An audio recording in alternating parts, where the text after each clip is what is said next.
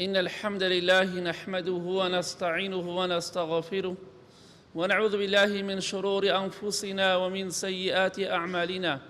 من يهدي الله فلا مضل له ومن يضلل فلا هادي له، وأشهد أن لا إله إلا الله وحده لا شريك له، وأشهد أن محمدًا عبده ورسوله.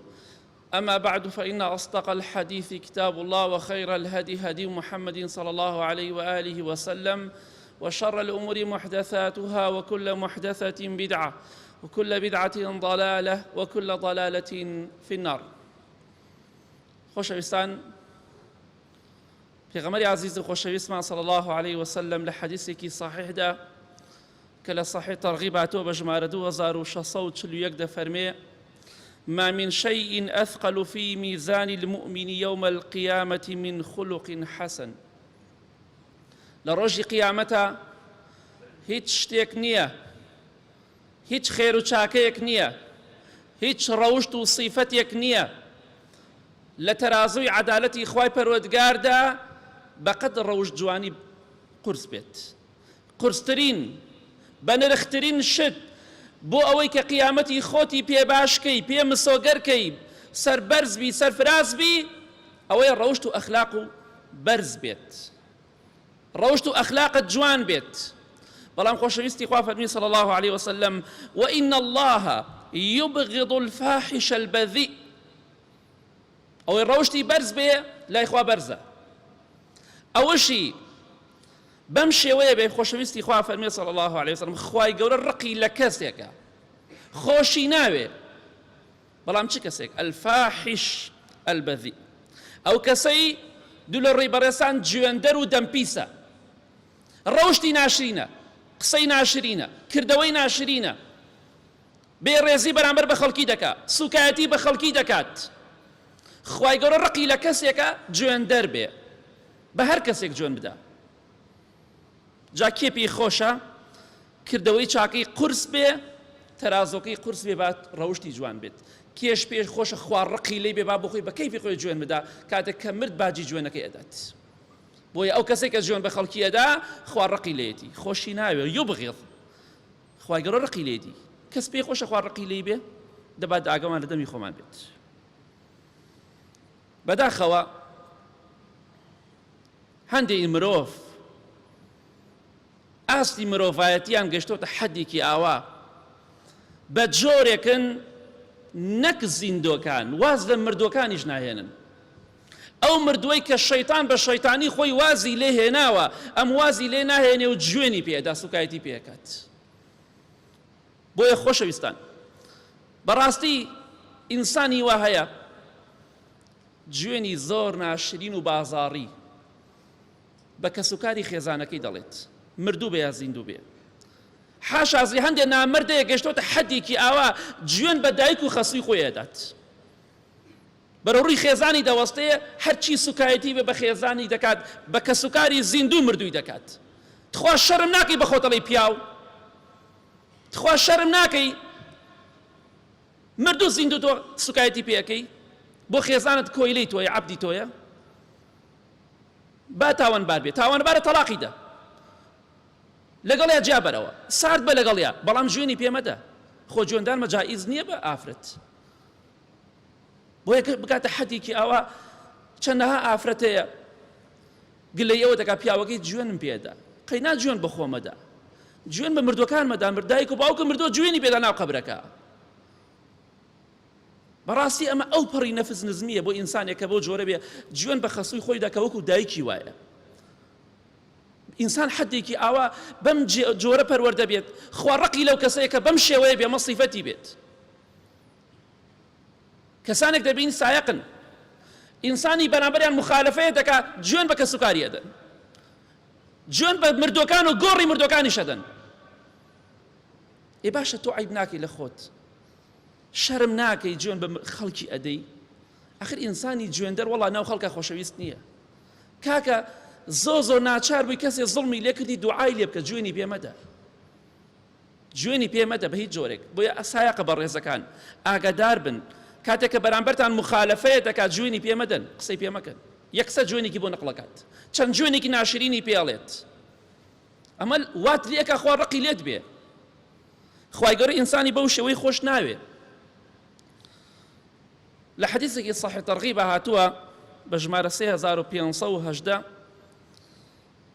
إمام مجاهد فرمي رضا ورحمة إخوائي لبيت قالت عائشة رضي الله عنها ما فعل يزيد بن قيس لعنه الله قالوا قد مات قالت فأستغفر الله فقالوا لها ما لك لعنته ثم قلت أستغفر الله قالت إن رسول الله صلى الله عليه وسلم قال لا تسبوا الأموات لا تسبوا الأموات فإنهم قد أفضوا إلى ما قدموا. ڕۆژێک دایکی ئیمانداران عایشە ڕەزای خوای لێ بێ خێزانی پێغەمبەری خوا صلی الله عليه وسلم باسی پیاوێکی کرد یەزیدی کوڕی قەیس کە یەکێک لە پیاوچاکان ڕەحمەتی خوای لێ بێت. شتێک لە بینیان نابوو فەرمووی ئەوە یەزیدی کوڕی قەیس لەعنەتی خوای لێ بێ. ئەوە چیەکە؟ چی کرد؟ ئەوانشیان فەرمیان تۆ چی دەڵێ یەزیدی کوڕی قەیس مردووە نەماوە بۆ لەعنەتی لێەکەی؟ هەندێک کەسێ بە تایبەتی بە تەمەنەکان گوێم لێ بۆ چەندەها جار ئەڵێ ژن باشەکەی بە لەعنەتی خوا بکەوێ. ئەمە سیفەتی ئینسانی مسلمانە. جا ئەمەندە ڕقل لە ژنە بۆ لەگەڵەش ناژیت بۆ لێ جابیتە خۆ نەمدۆ ژن پەپولە یاخۆ خۆش پەپولەنی نەوش پەپولێ نەتەخۆش کوردوەتەنی بەڵام بکاتە حەدێکی ئاوا باشەکەی لەعنەتی خوای لێ بێ. بەڕاستی ئەمە تاوانێ زۆر گەورەیە. پێغەمبەری خوا فەرمێ صلی الله عليه وسلم لعن المؤمن كقتله يعني کە بە مسلمانێ دەڵێ لەعنەتی خوا دەبێ گوای بیکوژی خوێنەکەی بڕژێنی فیشەکی پێوە بنی. ژنتە بێگانەیە هەر کەسێکە کە تۆ دەڵێ لەعنەتی خوات لێ بێ وەکوای یەک فیشەکی پێوە بنی بدێتە سەریەوە. ئەمە پێغەمبەری خوا فەرمێ سازنم ماڵێ باو باپیرم وای کردووە ژن دڕندنی مرۆڤە. خوشکە بەڕێزەکان داواکەم لە ئێوەش پیاوەکانتان وا لێ مەکەن ناچار بن جوێن بدەن و خۆیان گوناحبارکەن و خۆشتان گوناحبارکەن. ڕاستەکەی جارێوە پیاو ناچارت ئەو قسانە بکە بەڵام ناچار نییە جوێن بدات.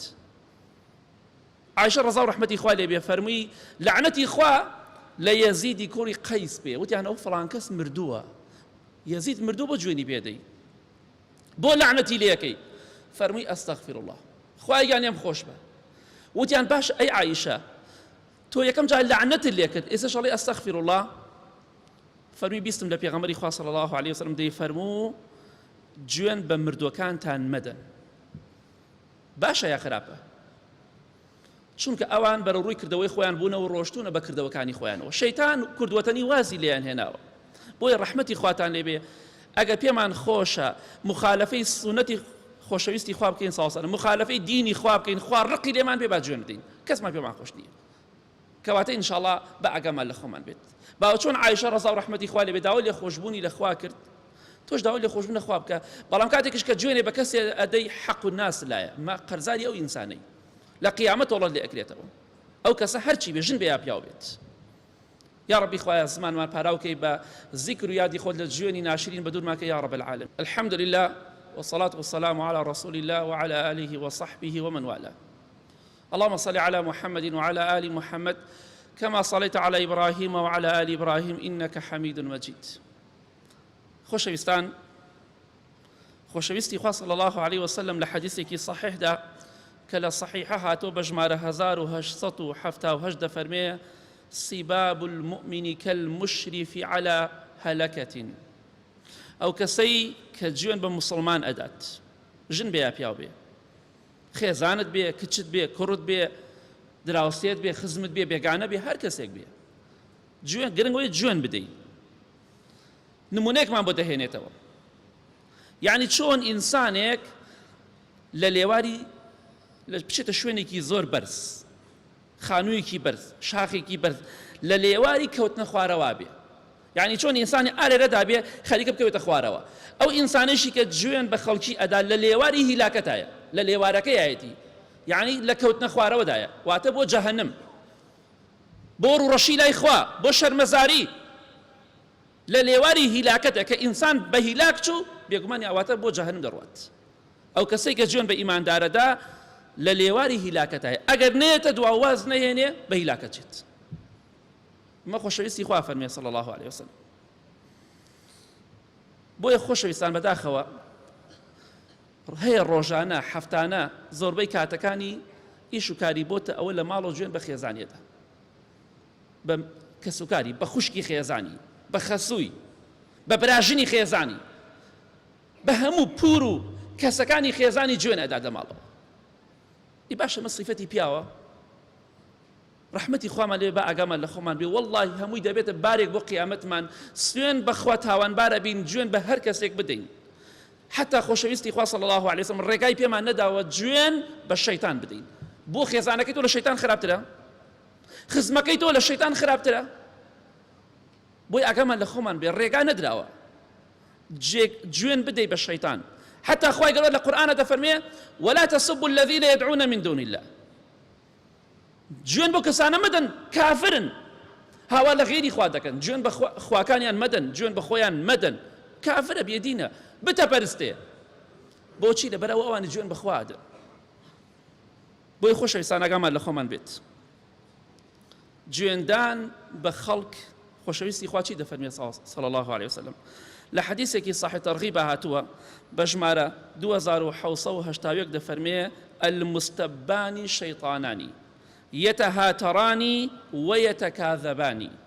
ئەو دوو ئینسانی کە جوێن بە یەکتری ئەدەن هەردووکیان شەیطانن، قسەی ناشرین بە یەکتری دەڵێن، بێڕێزی بە یەکتری دەکەن، سوکایەتی بە یەکتری دەکەن، درۆ بە ناو یەکتریەوە هەڵە بەسن، درۆ بۆ یەکتری ئەکەن، درۆ دژی یەکتری ئەکەن، یعنی وەڵحاصل کۆمەڵەش دروستە بە یەکتری بوختیان ئەکەن. بۆیە ئەو دوو ئینسانی کە جوێن ئەدەن شەیطانن. خۆشەویستی خوا فەرمێ صلی الله عليه وسلم چونکە لە خوا ناترسێ هەموو سوکایەتی بێڕێزی بە بەرامبەری خۆی دەکات. کێ پێخۆشە پێ بترێ شەیطان؟ کەس دەجوێن مەدەن. کاتێک کەسی مخالفەی کرد لەگەڵ تا جوێنی پێ مەدە. زۆر ناچار بووی دوعای لێ بکە. بۆیە کەسێک ئەگەر زوڵمی لێت کرد، دزی لێت کرد، خیانەتی لێت کرد، شتی لێت کرد، دەتوانی دوعای لێ بکەی، دەتوانی گەردنی ئازانەکەی، بەڵام بۆت نییە جوێنی پێ بدەی، چونکە دڵنیا بەلەوە ئەمڕۆ خەڵکێکی زۆرێ جوێنەدا بە ئەمەکە ئەوەکە. بۆی ئاگامان لە خۆمان بێ. من سەدەها جار باسمان کردووە بەخوای گەورە یەک تکێک نەوتت بخورێ، یەک دینارێکت بخورێ، یەک سنتێکت بخورێ، هەر کەسێک بیخوا لە قیامەت هەمووی بە چاکی وەرەگریتەوە، بە تەواوەتی وەرەگریتەوە بێ ئەوەی فرسێکت بفەوتێ. کەواتە تۆ جوێن مەدە. کابرا تاوانبارە، دزە، خراپە، گەندەڵە، جوێنی پێ مەدە، با عقوبەکەی قیامەتی قورس بێ. دوعای لێ بکە، دەتوانی مەزڵومی دوعای لێ بکە، بەڵام جوێنی پێ مەدە. ئەمە دیفاعکردن نییە لە زاڵم و دز. نا، ئێمە دەڵێن جوێندان بە هیچ کەسێک جائز نییە، چونکە ئەو کەسی تۆ جوێنی پێدەی دڵنیا بە لە شەیتان خراپتر نییە، هەر زۆر دڵنیا بنەوە، چونکە شەیتان دەرەجەیەکە لە خراپیە، هیچ کەسێک نییە لە ژووریەوە. بۆیە ئاگامان لە خۆمان بێ. لە کۆتاییدا دەڵێن خۆشەویستی خوا صلی الله عليه وسلم نەسیحەتێکمان دەکات کە لە صحیح تەرغیب هاتووە بە ژمارە 2782 دەفەرمێ وئین امرؤ شتمك وعيرك بما يعلم فيك فلا تعيره بما تعلم فيه فإنما وبال ذلك عليه. ئەگەر کەسێک جوێنی پێتدا، ئەمە وەسیەتی خۆشەویستی خوایە صلی الله عليه وسلم، بیگرنە گوێ و بە قسەی بکەن. ئەگەر کەسێک جوێنی پێتدا باسی عیب و عارەکانی تۆی کرد، تۆ باسی عیب و عارەکانی ئەو مەکە، چونکە ئەو کاتە هەموو تاوانەکە دەچێتە ملی ئەو سوکایەتی پێت کرد، تۆ بڵێ من خۆم ناخەمە ئاستی تۆ. ئەو جوێنی پێتدا بڵێ من وەک تۆ دەم پیس نییە، وەک تۆ بێڕێزی ناکەم، هەرچی پێت کرد بڵێ وەک تۆ ناکەم، جوابی مەدەرەوە، بیدە دەست خوای گەورە، دڵنیا بە هەموو جوێندانێکی ئەو ئینسانە تاوانبارە، تۆ لە قیامەت ئینشاءڵڵا حەقی خۆت و مافی خۆت وەرەگری، چونکە سوکایەتیت پێکراوە. ئەو مفلیسە بێ تۆ سەرکەوتووە بیت. با ئینشاءڵڵا لە کۆتاییدا دەڵێم خۆشەویستان با ئاگامان لە خۆمان بێ، دەممان پاک بێ، دەممان پیس نەبێ بەرامبەر بە خەڵکی، جوێن بە خەڵکی نەدەین بە هیچ کەسێک، چونکە چاکەکانمان دەسووتێنێ، چاکەکانمان لە ناو دەبا، چاکەکانمان کە خۆمان پێوە ماندوو کرد و عیبادەتەکانمان بۆ غیری خۆمان دەبێ. من نوێژ دەکەم، ڕۆژوو دەگرم، شەو نوێژ دەکەی، عیبادەت دەکەی، قورئان دەخوێنی، تەراویحەکەی، ڕۆژوو دەگری، بەڵام کاتێک کە جوێن بە خەڵکی ئەدەی چاکەکانت دەڕوا بۆ کەس. چیت بۆ مێنێتەوە؟ بەس ماندووبوونت بۆ مێنێتەوە، چکە حەق و ناسە، حەقوڵانێ بە حەج و عومرە و چاکە لا ناچێ ئاگادار بن. جوێندان حەق و ناسە، حەقوڵان نییە، مافی خوا نییە. خوا لێت خۆش نابێت چونکە گوێنت بە خەڵکی داوابی ئەو کەسە خۆی گردن ئازا بکە. اللهم اغفر للمؤمنين والمؤمنات والمسلمين والمسلمات الأحياء منه والأموات من أهل السنة والجمعة والجماعات. يا ربي خوايا الشفاء نخوش كان من بدي بتايبتي أواني داود دعاء خيان كدوا. يا ربي خوايا زمان من فصيح كي بو جواب دانوي ملائكة وقبر يا رب العالمين. خوايا جان لێمان خۆش بە ئەو کەسانی کێشە و مشکلانی خۆیان بۆیان حەڵکە بۆیان ئاسان کە خوایان خۆشەویستی و برایەتی سڵح بخەیتە نێوان مسلمانان و یا رب العالمین. آمين آمين آمين وصلى الله على محمد وآله وصحبه أجمعين.